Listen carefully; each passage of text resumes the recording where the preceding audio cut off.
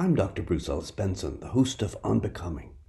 Today we're talking about loneliness, since I think it is one of the most significant problems of our time, and every indication is that it's only getting worse. But the good thing here is that there are definitely many things you can do about loneliness. Before turning to that topic, though, I'd like to take a moment to remind everyone that the Gadamer course will be starting in October. So many people look back on college as the 4 best years of their life. A lot of this is certainly due to the new sense of freedom, the lasting friendships, and for some a bit of revelry on the weekends. I suspect that for many people, college wouldn't be one of those times where you'd feel particularly lonely. In fact, one of the wonderful things about attending college is that you're usually with a large cohort of people with whom you probably share many things. One thing about the college experience that many don't realize until they've graduated is that it's the time when you are able to take 4 years of your life and just focus on learning. Whether you're taking Intro to Accounting or Taylor Swiftery, History and Literature through Taylor Swift, and if you're wondering, yes, that was a real class offered at UT Austin in 2022. It's a rare gift to be able to dedicate yourself so completely to topics that you're really interested in. In this spirit, I'd like to invite you back into the classroom to study Hans-Georg Gadamer, a man that I knew both as a teacher and friend, and a philosopher that I think will change the way you see the world. If scheduling is a concern for you, please know that we'll be setting up a poll for all of those who are interested so we can set up dates and times that work for everyone.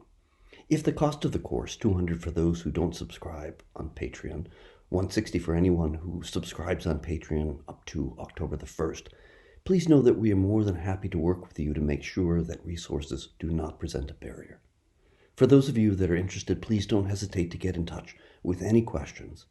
We can be reached by email at onbecomingpodcast@gmail.com, or you can send us a DM on Twitter, or X as it's now called, at onbecomingpodcast. If you find the podcast is helpful for your own journey of becoming, do consider following or subscribing to the podcast. If you'd like to support us, please do so at patreon.com/onbecomingpodcast or at PayPal at onbecomingpodcast@gmail.com. Some of you know that I owned a house in Wheaton that I truly loved. Some of you have probably been there for one reason or the other. One of the things I most loved about living there was that I could accommodate up to 150 people for a party or event. I loved to give parties there. It was one of the things I most enjoyed, helping others connect and feel part of a community. There are few things that are better than that. I also loved having my students over the house, students who were in my courses, and also from the philosophy department in general. Mainly the annual pizza party was usually held there. I've always thought that things like this, having people over, were just as important as philosophical views or anything theoretical. You might find it interesting to know that to some extent, that desire to provide opportunities for connection stems from the kind of philosophy I work on. You've heard me mention Gadamer many times, but one of the reasons why Gadamer has been so helpful to me is that he has a really good idea of the importance of community. Partly that's due to his emphasis on the centrality of tradition. What else is tradition than inheriting ways of being from our ancestors and being influenced by our social context? What I've not mentioned before is that Gadamer is an Hegelian. Let me try and explain that just briefly. Immanuel Kant had a very strong sense of the individuality of human beings. He encourages us in more than one place, his essay, What is Enlightenment, but also in the third critique, to think for ourselves rather than simply adopt what other people think. In one sense, this is good advice. You probably shouldn't just uncritically adopt whatever practices or beliefs people around you might have. But here's the problem. You can't really think for yourself. You can choose from various ways of thinking that other people have adopted, but the idea that you could, all by yourself, figure out everything is simply unworkable. Here's where Hegel, I think, is a better guide. He thinks that we're not even able to be individual selves apart from the community recognizing us as individual. That's right. The only way you'll be able to see yourself as an individual is if others see you as that. As human beings, we are born in a very precarious state. We simply cannot care for ourselves immediately after birth, and for many years thereafter. Instead, we're utterly dependent upon people raising us, who inevitably influence us in deep and profound ways. Further, what we now know about human beings is that we are hardwired for connection. We are intensely social beings. No man is an island, John Donne reminds us. Every man is a piece of the continent. I think that's completely true. I've long thought that the kind of emphasis someone like Kant puts on the individual can be unhealthy, though the reality is that our society has become much more Kantian. We continue to put great emphasis on the individual, and the opportunities to be part of a community are shrinking. Of course, I don't mean to suggest that every person's desire for connection is alike. Some people greatly enjoy being alone, and other people can barely stand being alone. So there's already from the beginning a difference between us, that some of us have a stronger need for connection than others. I've had long conversations with friends as to whether I'm an introvert with a high tendency towards extroversion, or whether I'm an extrovert who also likes to be alone. I don't know the answer to this question, but I do know this. One of the things I most loved about the academic life was that it demanded periods of intense and usually solitary focus. We call it research. Yet equally demanded periods of being with other people in the form of teaching and advising. I liked both equally well. A marker for introversion or extroversion is often how you recharge. Do you get your energy from being with others or from being alone? My response is simple, though it doesn't fit the categories very neatly. I find that I get energy from both being alone and from being with other people. If you're listening to this episode but haven't listened to the one titled What is Religion, you might want to put that on your list. Although most of us think about established religions when we hear that word, I'm actually thinking about religion in a more basic sense, in the sense of the sociologist Emile Durkheim, who defines religion as an allegiance to something important that connects us to other people. So yes, the usual religions do that. But as you may have heard in the episode on football, I think football is every much of a religion as Christianity or Jainism. The most important part, though, is that religion is ultimately about connection. That connection can be conceived in terms of connection to God, but the connection to other people is important too. This is also why religion can never be inherently private, because it's about connection. And connection is one of the most fundamentally important aspects of a healthy life, right up there with what you eat. We know that poor food choices can result in being unhealthy. And we know that exercise is also very helpful. In this episode, I want to lay out the problem of loneliness, first by considering what the Surgeon General of the United States, Vivek H. Murthy, has said. He opens his opinion piece, it's dated the 30th of April 2023, titled Surgeon General, We Have Become a Lonely Nation. It's time to fix that. He starts that with a story about someone who had won the lottery, who told him, winning the lottery was one of the worst things that ever happened to me. Murthy continues that story by saying, wealthy but alone, this once vivacious social man no longer knew his neighbors and had lost touch with his former co-workers. He soon developed high blood pressure and diabetes. Then Murthy goes on to talk about his own experience of loneliness, and I found this particularly encouraging, that someone would be so upfront with his own personal problem. So here's what he says. I thought about his story, that's the guy who won the lottery, when I found myself struggling with loneliness. My first stint as Surgeon General had just ended. I was suddenly disconnected from the colleagues with whom I had spent most of my waking hours. It might not have been so bad had I not made a critical mistake. I had largely neglected my friendships during my tenure, convincing myself that I had to focus on work, and I couldn't do both. And here I just have to insert something. Isn't that something that so many of us do? And then he continues, even when I was physically with the people I loved, I wasn't present. I was often checking the news and responding to messages in my inbox. After my job ended, I felt ashamed to reach out to friends I had ignored. I found myself increasingly lonely and isolated, and it felt as if I was the only one who felt that way. Loneliness, like depression, with which it can be associated, can chip away at your self-esteem and erode your sense of who you are. That's what happened to me. In case you're thinking, well, this story is an anomaly, he points out that 1 out of 2 Americans is experiencing loneliness at any given time to a degree that can be measured. Then he goes on to point out that loneliness has nothing to do with being an introvert or an extrovert, whether you're poor or you're wealthy, whether you're old or young. While there are many circumstances that can cause loneliness, the pandemic, the loss of a close friend or family member, health problems, financial difficulties, loneliness can arise without any of these more specific problems. What Murthy wants to make clear is that loneliness is not just something unpleasant.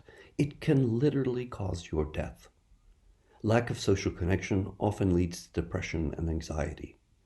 You can probably guess the main problem here is that once loneliness is compounded with anxiety and depression, you are probably less likely to reach out to someone, which means that your sense of loneliness will probably increase. But the effects of loneliness are much more dangerous than that. It increases your risk of heart disease by 29%, dementia by 50%, and stroke by 32%. Murthy has said that the effect upon your body is similar to smoking 15 cigarettes a day, and that loneliness is much more likely to cause your death than if you were consuming 6 alcoholic drinks per day. Murthy also points out that loneliness is much more dangerous to your health than obesity. Stop just a moment to let that news sink in. It's not hard to see that loneliness spread across a community makes that community less of a real community, with results like lower productivity at work and less achievement at school. As I mentioned at the beginning of the episode, I mentioned that there are things one can do to provide comfort or amelioration for loneliness. Murthy first suggests that we strengthen social infrastructure by way of, and I'm quoting him, school-based programs that teach children about building healthy relationships, workplace design that fosters social connection, and community programs that bring people together. One of the reasons I talk so much about religion is that, for better or for worse, it appears that our ancestors were deeply connected by way of religion. In many of these ancient communities, singing and dancing together was a prime way of focusing on religion. It shouldn't be hard to see that if you're regularly dancing and singing with members of a community, your connection to them is going to be very significant. In these societies that we often call primitive, it would have been difficult to have felt loneliness simply because one was so deeply connected to the community. For some of us, that connection with others can still be found, at least to some extent, with existing forms of organized religion. There's a really good sociological reason why singing is so much a part of most Christian worship. Singing together with a group literally produces endorphins that make us feel connected. I've mentioned before that Christianity was likely a danced religion. That is, that dancing was an important part of the liturgy in early Christianity. Indeed, the most common explanation for why churches put in pews was that they kept people from spontaneously dancing. I remember talking to a colleague who oversaw student events at the college where I taught. Officially, students were allowed to square dance. This was perceived as not having sexual connotations of regular dancing.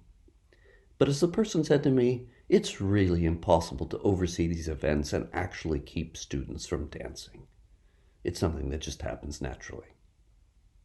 The second goal for Murthy is that we renegotiate our relationship with technology. I've never been a Luddite, and so I'm not likely to denounce technology just because it's new. But it's always been the case, technological advances change our lives, sometimes quite significantly. I was visiting a student who had spent 6 months in the Philippines, and we spent a good deal of time at Manila's Worth slum. One of the memories I have from that trip was of women and families working very hard to clean the clothes with a washboard and a plastic bucket. Ever since that visit, I am now extremely thankful for my washing machine. That's an example of how technology solved an obvious problem and lessened the drudgery in our lives. The technology that has given us the mobile phone has many benefits, but I think most of us are aware of the drawbacks. connects us, but not even remotely to the same degree that talking to an actual person in the same physical space does. Even telephone conversations, which have the enormous benefit of allowing us to hear each other's voices and thus make the person more present, still don't reach the actual present that can only be had by being actually present. Well, cutting down time on texting or going down rabbit holes on the internet is a good thing. That's not sufficient.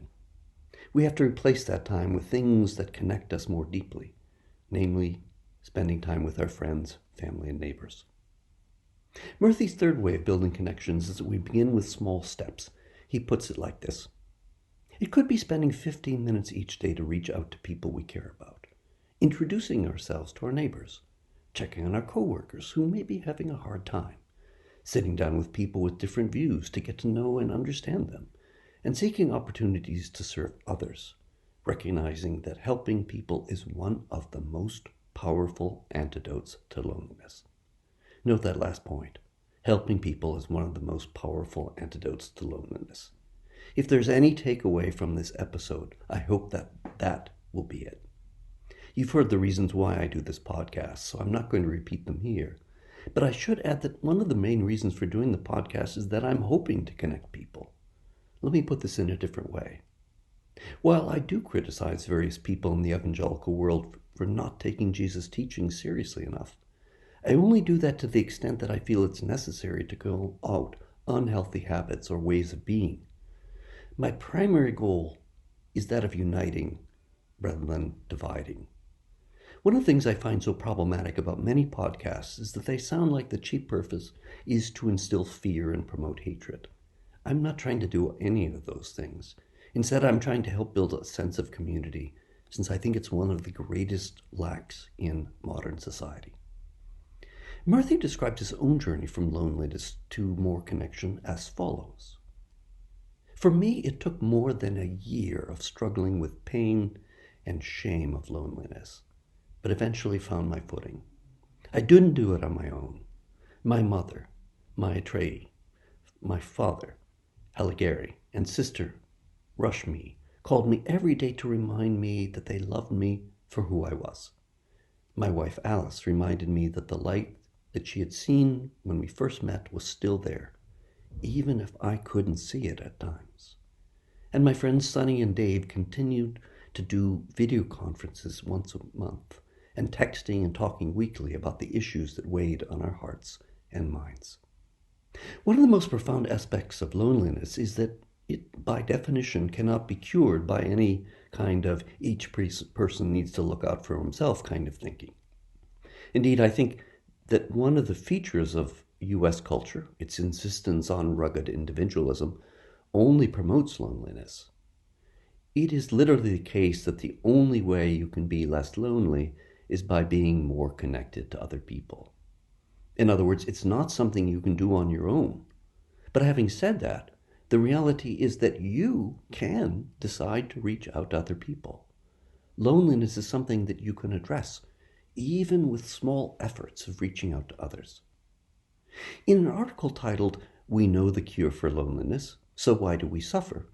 Nicholas Kristof points out that, and now I'm quoting, social isolation probably kills far more people in the West each year than terrorists and murderers, and it costs the public enormous sums in unnecessary health costs. It's interesting to think of loneliness from the perspective of spending on health care. We wouldn't have nearly as many health problems if loneliness weren't so common. A wealth of studies show that our social connections increase our chances of survival by about 50%. That's an enormous difference. Kristof speaks from his own experience. As a child, he rode on the number 6 bus with other children from his community of Yamhill, Oregon. More than a quarter of those children are dead from drugs, alcohol, suicide, and other so-called deaths of despair. That's Kristof. Just to put that in perspective, Kristof is currently 59 years old, and a quarter of those kids on his bus are no longer alive. He makes a really interesting point, one that I had not thought of before. He asks, why weren't there more deaths of despair during the Great Depression? You'd think that'd be the kind of thing that would cause people to give up hope. He writes, I think it's because in the 1930s there were community institutions, churches, men's clubs, women's associations, bridge clubs, bowling leagues, extended families that buffered the pain and humiliation of unemployment and economic distress. And in some cases, these groups actually stepped up and became more active during times of distress. I couldn't agree more with this analysis. I mentioned the house that I once owned. When it became clear that I needed to move, I started realizing that even though my house was old and cool, most families wanted homes with separate bedrooms and bathrooms for each of their children. Victorian homes simply weren't set up that way. I can appreciate how great it is to have your own room and your own bathroom, but I worried that even these small things may not necessarily be in our best interest, or at least in our best long-term interests. Kristof points out that Britain actually has a minister for loneliness, and that, and here I'm quoting from him, Britain oversees public-private partnerships that collectively knit millions of people together with programs like nature walks, songwriting workshops, and community litter pickups. I have now lived in Britain for almost 6 years, though I had no idea that there was a minister for loneliness. By the way, just so it's clear, the minister is part of the parliament rather than a pastor of a church. Evidently, Japan also has a minister for loneliness, and Sweden's Minister for Social Affairs has addressed this problem extensively. But Kristof makes a really interesting point. He says, social isolation is the rare malady whose cure is fully known and costs relatively little, yet is still so difficult to achieve. In the 21st century, we are a social species living atomized lives. Even when living in a high-rise apartment building in an intensely inhabited city, surrounded by people in every direction, we can still feel bereft and melancholy. We know what causes loneliness, though I'll be addressing this point more fully in the next episode, and thus we know how to fix it. But we're not actually fixing it. It's instructive to me that the Minister for Loneliness in Britain, Stuart Andrew, experienced loneliness himself as a gay teen. He says, I realized that I was gay in my teens. I felt isolated because of where I lived in rural Wales. And I didn't know anybody else who's gay. So that was a bit of a struggle trying to come to terms with that. There are times where I particularly appreciate the British tendency towards understatement, such as when he says it was a bit of a struggle. A bit? I didn't have the luxury of figuring out that I didn't conform to sexual orientation norms until much later in life. But even then, it was considerably more than a bit of a struggle. I am now fully aware of how difficult it is for anyone who doesn't fit heterosexual norms to fit in and to feel welcome. I suspect that loneliness is particularly common in the LGBTQ+ community, which is one of the reasons for Pride Month and the importance of pride as a virtue rather than a vice for those of us in that community.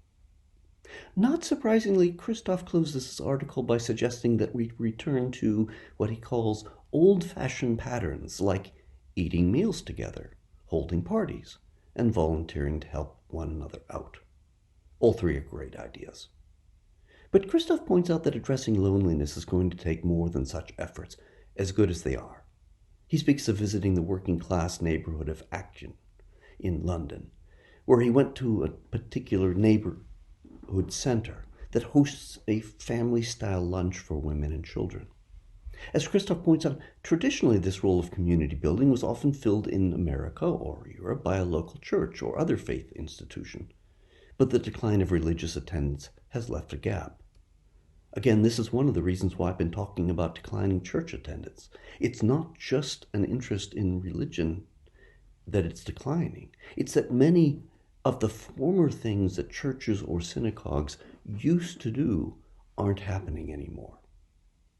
Interestingly enough, one of the new organizations has written in Britain is the Glamour Club, which started in Worthing, a town in England, and it's designed to be a place where people can wear the most glamorous things they own. You might think, well, that sounds kind of frivolous. But if you think back, it used to be that attending church was where you wore your Sunday best. So, in a way that might not be evident at first, such a club does end up having some features of a church replacement. And Kristof does eventually address the point that I made about families wanting to have a room and bathroom for every child. He writes, "One of the paradoxes of humanity is that while we, along with other primates, evolved to be social creatures, wealth drives us toward solitude. When we have the resources, we stop sleeping into a hut and build a big house with high walls, and each family member has a private bedroom and bathroom. And then to afford the mortgage, we work so hard that we manage never to have meals together." That is probably as good a description of the paradox that one could find. We evolved to be social, but wealth makes it possible for us to cut ourselves off from the rest of the world. Moreover, loneliness occurs in demographics that we wouldn't assume necessarily would suffer from this. People tend to assume that older people might be lonely, and some of them probably are. But the reality is that young adults have a sense of loneliness that is twice the rate of seniors. What makes that a frightening statistic is that many young adults are already lonely. What will be their level of loneliness as they age? In an article that first appeared in December 2021 and then was updated in June of 2023, Christina Caron provides what the title of the article says, "An Overlooked Cure for Loneliness." She begins with the statement that in 2019, a survey of Americans found that 3 out of 5 said they were lonely. She writes, "A potential cure? Kindness toward others. Something as simple as volunteering can improve your health, ease feelings of loneliness, and broaden our social networks, studies suggest. Opportunities to give back, both in person and virtually, are more common than they were last year, and the need for volunteers hasn't let up, especially at food pantries. Volunteering is one of the best, most certain ways we can find a purpose and meaning in our life," says Val Walker, who is the author of 400 Friends and No One to Call, subtitled "Breaking Through Isolation and Building Community." Just the title of that book already tells you something. One of the things I realized when I moved away from the States was that the way in which Americans use the term friend isn't all that helpful. It's as if anyone you've ever talked to, even for a few seconds, is a friend. But I think it'd be much simpler if we referred to such people as acquaintances, or even just someone I met at a party. The reality is that most of us only have a very few people we can consider to be friends in any strong sense. To be sure, having encounters with people in informal settings can be helpful for loneliness. One thing I like about Scots is that they are so friendly that talking to someone in line at the grocery store is a normal thing. Even those kinds of interactions provide a sense of community. Indeed, I think one of the challenges for all of us is learning how to engage with people around us in subtle or less subtle ways that provide a sense of belonging and connection. In terms of volunteering, the article cites Gary Bagley, executive director of New York Cares, who suggests that one start small. "One of the biggest mistakes you can make is to decide, I will volunteer twice every day for the next year, because you burn yourself out on it. So think of something that's manageable for you, not frightening in its scope of commitment, and just take the first step." For some, the kind of volunteering that interests you may come from your more general interests, like political or environmental causes, or perhaps your interest in art leads you to volunteer at a museum. And let me end with a story that illustrates how much comfort and contentment volunteering can bring. When her 20-year-old son, Nick, died from an accidental overdose, Robin Houston Bean had the sense that none of her friends could really understand and help process her grief. But then she discovered an organization that worked with people living on the streets, and that led her to a group of volunteers who did understand and were non-judgmental. That led her to found a group to support those who have lost loved ones to substance abuse, which has since grown to multiple groups around the States. She summed up the change by saying, It takes the focus off my grief and puts it somewhere else. I have this whole real purpose now. That's all for today's episode. In the next episode, we'll be diving into the reasons why human beings experience loneliness. It's literally in our genes. I hope you found today's episode helpful in thinking about loneliness and the ways in which it can be addressed. As always, if you're finding the podcast to be helpful in your own becoming, consider supporting it at patreon.com/onbecomingpodcast or through paypal.com or the PayPal app. The username for both is just our email address, onbecomingpodcast@gmail.com. Or just follow us or click subscribe. I'm Dr. Bruce Ellis Benson, and I hope you'll join us for the next episode.